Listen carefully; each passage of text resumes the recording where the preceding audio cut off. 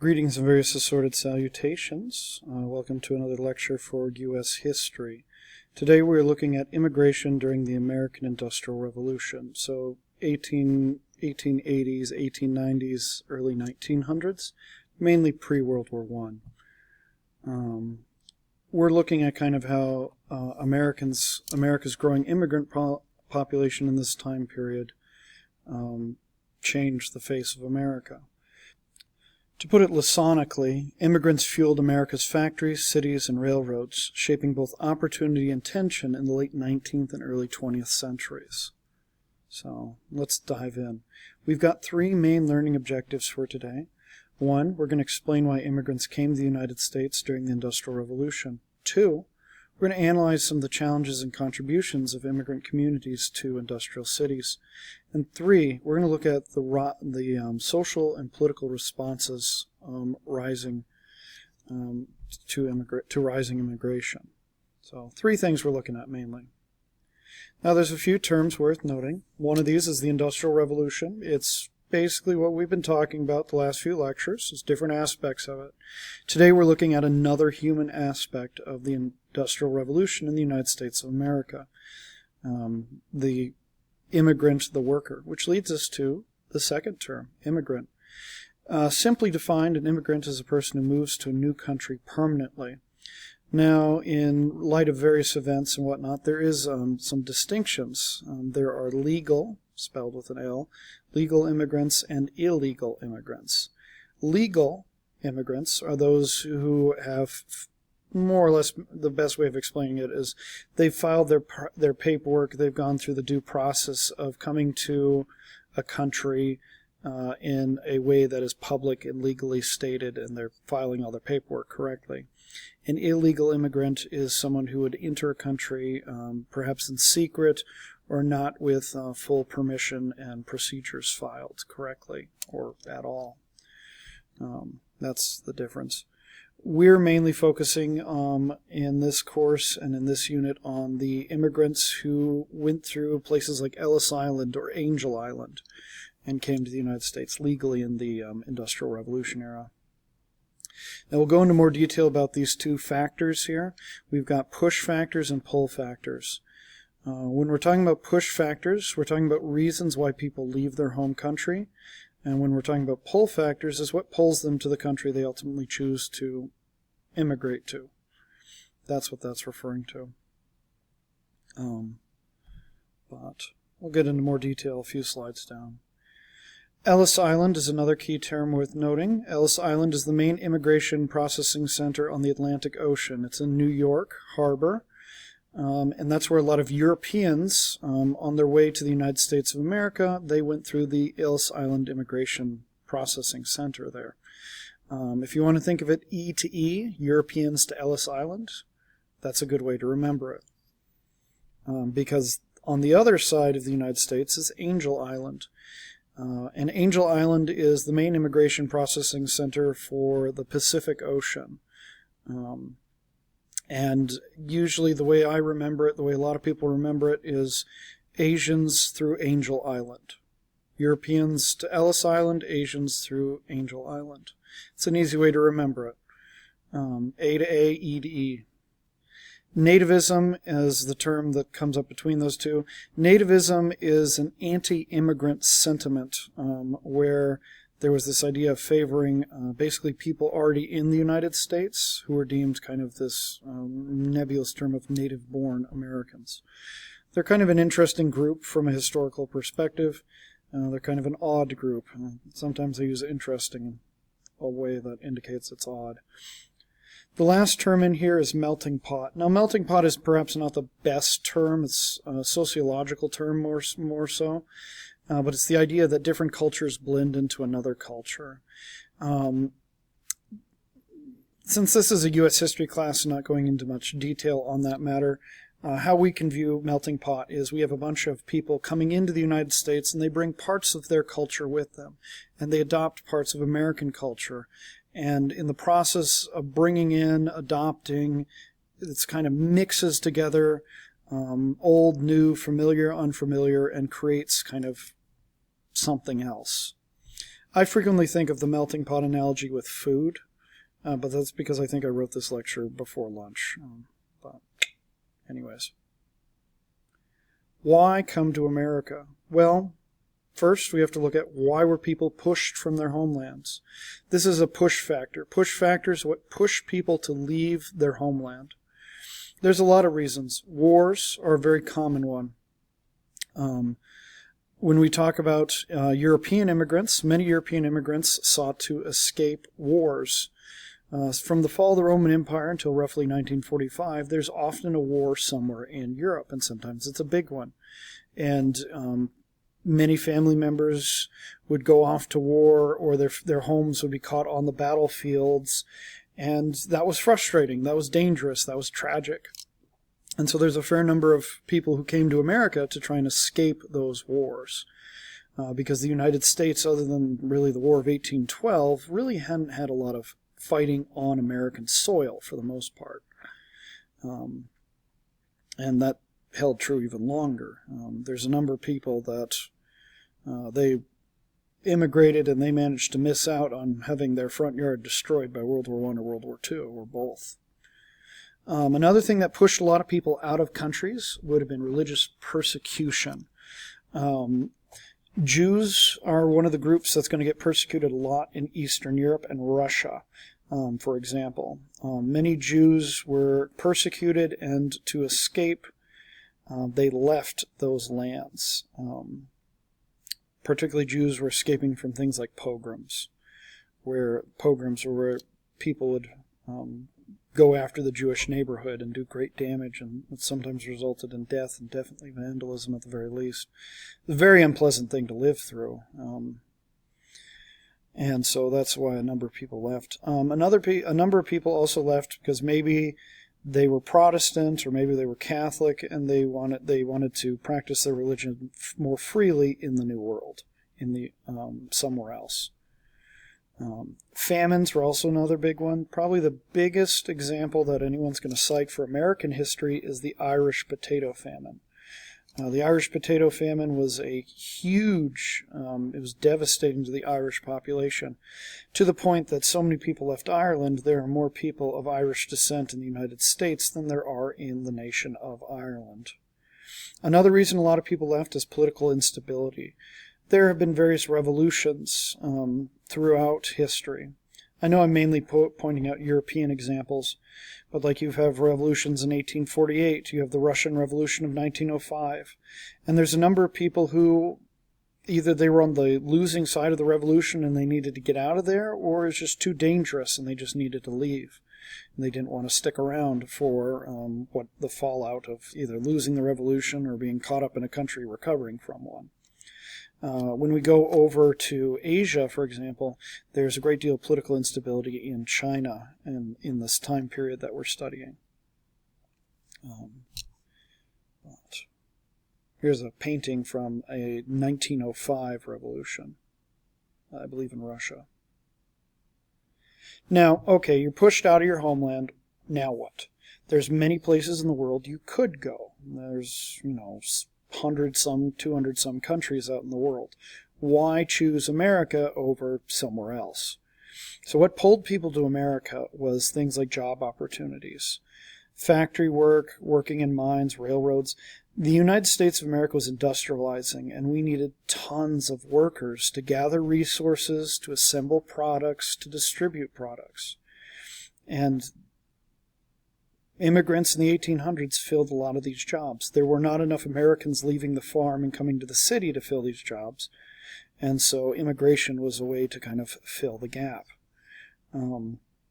This also does mean, as a side note, that many of the stuff we've been learning about with working conditions, often those struggles were bore by immigrants who came in and they needed something to keep a roof over their heads and keep fed, and often they dealt with some of the worst conditions of the Industrial Revolution. Other reasons people came was land opportunities. Some people got off the boat on the east or west coast and said, nope, I'm going further inland. I want to take advantage of the Homestead Act or something to that effect. In our state of study, we have a number of people who settle in from Czechia or Czechoslovakia, if you're looking at some of the older historical documents, as well as the Germans from Russia, to name a few groups that settled out on the Great Plains. Another reason a lot of people got pulled in the United States is freedoms, political freedoms. Freedom of speech, freedom of press, freedom of religion. These freedom opportunities for the United States were a grand opportunity. In many parts of the world, you were often expected to not have certain opinions, or not have certain practices, or not have certain writings. But in the United States, you were more likely to be tolerated on these because of the founding principles of the United States of America and things outlined in like the Bill of Rights. So that's what pulled people to come to America. Because when you leave your homeland, when you're pushed out of your homeland, you've got to go somewhere else. And this is what pulled people to America. Now, we'll have an activity in class where we look at immigrants and where they're coming from in more detail. But basically, just to summarize, from our European end, the Atlantic end, we had a lot of immigration from Southern and Eastern Europe. Eastern Europe would have been basically Central and Eastern Europe. So we'd have immigrants from Russia, we'd have immigrants from the Austro-Hungarian Empire and its various territories, Germany, as well as going further south, Italy. In Asia, our main group that we're talking about is Chinese immigrants. However, they had more challenges to face trying to get into the United States and stay. We'll look at this in more detail in class with the Chinese Exclusion Act. There were other Asian groups coming into the United States, but they were more heavily restricted, and we'll talk about that in a little bit. Now, most of the immigrants we're talking about here in this lecture today are going to move into the big cities of the United States. They're going into the growing industrial cities like New York, Chicago, Boston, places like that. Mainly the East Coast and some areas along the Great Lakes and whatnot. The manufacturing, the Rust Belt, I suppose you'd call it nowadays. But they're settling in these cities. In class, we'll look at immigrants that came more locally on the Great Plains, but for the most part, we'll focus on the city dwellers, because that's statistically where most immigrants wound up. And it wasn't easy. Immigrants faced many challenges. As we talked about earlier in this unit, many of the working condition dangers and lack of safety, that was what these guys, these men, women, and children got into. They were taking the long hours. They were taking the long shifts. They had a lot of things to work with. They maybe didn't know the language. They maybe didn't have a lot of money. There's a lot to adjust to. There's culture shock. You're in a completely different corner of the world. And that doesn't make life easy. You have to figure out, how do I fit into this new world? How do I make this work? And you have to keep in mind, for many immigrants, there is no turning back. This is a one-way trip. They've got to figure this out. And their determination and pressures are immense. There's a lot of challenges as well. There's discrimination based on ethnicity. This was very common. You probably hear or see the example of Irish need not apply. You might be hung outside a store where they'd refuse to hire Irish people for various reasons. Sometimes discrimination was based on religion. There's occasionally waves of anti-Catholicism, whether it's anti-Catholicism and it was tied to, well, because they're from other parts of the world or because they're from Mexico. Sometimes Catholicism was used as the discriminating factor. Sometimes it was ethnicity, just to name a couple of examples. These discriminations are going to sometimes limit job opportunities. There were some jobs that were deemed only permitted for certain people and certain races to have. Nativism is going to be a big movement in this time period that plays a role in restricting immigrant opportunities and increasing immigrant challenges. Nativists really sought to restrict what they deemed undesirable. They believed that there were certain groups of people coming to America that they considered a threat to America. And they wanted to restrict their entry, and they wanted to restrict their ability to operate. Some very infamous examples of this are going to be the Chinese Exclusion Act, which put a cap and a restriction on Chinese immigrants. There's another one that's not listed here, but there was immigration restrictions in the 1900s with the Japanese. And that actually was a two-way agreement. The Japanese government and the U.S. government kind of worked together to reduce people leaving Japan and prevent them from coming to the United States. Part of this had to do with Japan was in the midst of building an empire, and they kind of needed their people to stay in country, just to name an example. Anti-Irish sentiments were another one. Since much of America was founded by English settlers, England and Ireland have some things that put them at odds with each other. That's a topic for a different subject, a different lecture. And of course, one of the other things was anti-Semitism. Just as a reminder, anti-Semitism is discrimination, harassment, and mistreatment of Jews. We mainly think about anti-Semitism in regards to World War II, but unfortunately it is not a new idea. It is relatively old. Mistreatment of Jews. And so many Jews came to the United States, and the pressures were still there. The U.S. wasn't, pogrom Russia, but that didn't mean life just got automatically all easier. There's still a lot of challenges. Now, in spite of those challenges, immigrants who came to the United States rose to the occasion. Despite these challenges, they're going to fuel industry, they're going to start businesses, they're going to drive the American economy upwards. For example, one German immigrant, Levi Strauss, he was a tent maker. He decided, what if I made more durable pants and he invented blue jeans, for example. And immigrants weren't alone. This wasn't just, being dropped into a new map with no allies, nothing. Many immigrants built up support networks, deep support networks through family, neighbors, friends. And this was reflected in places like immigrant neighborhoods like Little Italy's, Chinatowns, or the Jewish Lower East Side. And in these neighborhoods, somebody who just got off the boat could get support. Maybe their neighbors had come in ahead of them. Maybe a family member had come ahead. And they could help people learn the language, navigate the working conditions, help them get jobs, give them connections, set them up with an apartment. These immigrant neighborhoods played a huge role in supporting the communities that came to the United States. Maybe at the very least a place with familiar faces.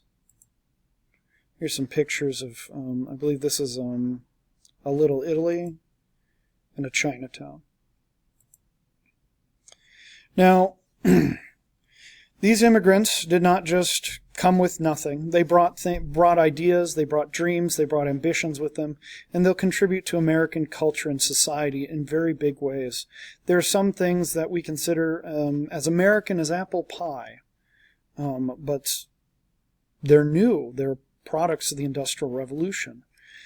For example, in terms of cuisine, which is the first thing I always think of, is we have things like pizza, bagels, dumplings, chow mein, these popular foods that they're a big part of people's diets in America.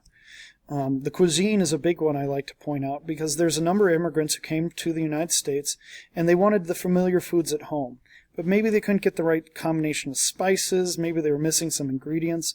And so in many cases they had to invent new dishes and make those dishes part of their tradition, and then it got adopted into wider America's popular things. We have music and arts. A lot of artists, a lot of music can draw its inspiration from the music halls, the musicians, and the theaters that were set up in some of these immigrant neighborhoods. We also have a number of holidays and traditions as well. St. Patrick's Day. Some communities in the United States celebrate the Chinese New Year extensively. A lot of what we know as America begins in the Industrial Revolution. The America of before the Industrial Revolution, before the Civil War, it's still America, but it's not as familiar to us. If you were to time travel to industrial America, it would look more familiar to the America we live in today than if you were to go back further and visit like 1812 America. But that's enough for now. Until later.